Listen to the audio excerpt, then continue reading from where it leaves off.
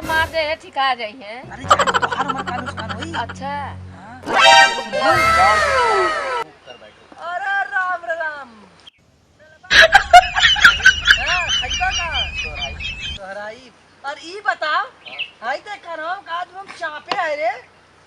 नो नो नो नो हमरे चापले ई भाई भगवान देते और ई को का हो गाड़ी गाड़ी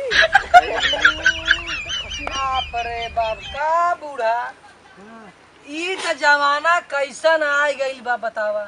ए मरा से बापा गलती भाग उधर आयो रे मां चुका गया और मारी भाई बुरा हो ई बतावा ई बकरियवा के तू इतना देखभाल करा लू तब बकरिया तो देखभाल करला कब हो। अरे बहुत करा था बकरिया का करा था अरे बाप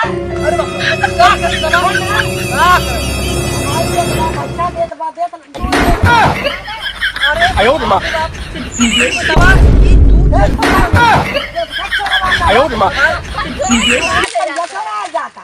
अरे भाई बहुत बड़ा चोर है यार मत क्या मत मार चोरावत बा चोरवा। ई बुढ़ा हो बतावा ई का हा बकरी खरी बकरी एके बेचबू बेचा चोरो पे लगत बा।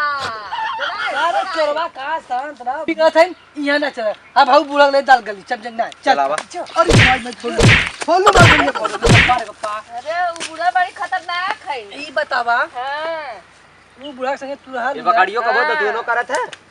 अरे बुढ़िया हमसे बड़ी झगड़ा कर झगड़ाऊ का है अच्छा ई बतावा हेलो मारा भी चुप रह बू पर्रा से पाद दे भी ई हमरे संग लड़को वालो ने हाँ? उ तोरे बुढ़ा के बकरिया चुरावे आला।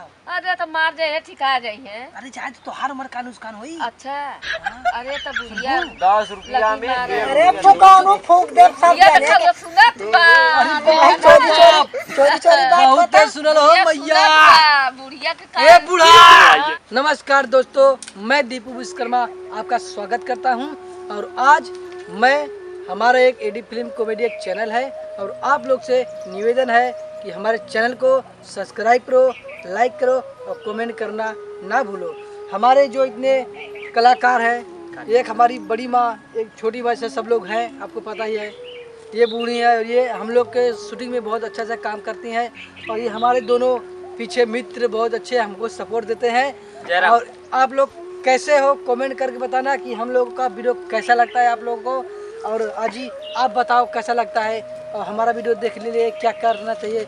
लाइक करो कमेंट करो बोलो आप लोग बोला हो बोला आप बोला कि दोस्तों ये हमारे दीपू विश्वकर्मा का चैनल है। दीपू विश्वकर्मा चैनल है। इसको लाइक करो कमेंट करो लाइक करो कमेंट करो और आगे सब्सक्राइब बढ़ाओ। करो आगे बढ़ाओ और अच्छा वीडियो हम आप लोग के बीच भेजते रहेंगे। तब तक लिए अच्छा वीडियो नेक्स्ट वीडियो में भेजते फिर रहते मिलेंगे। हैं।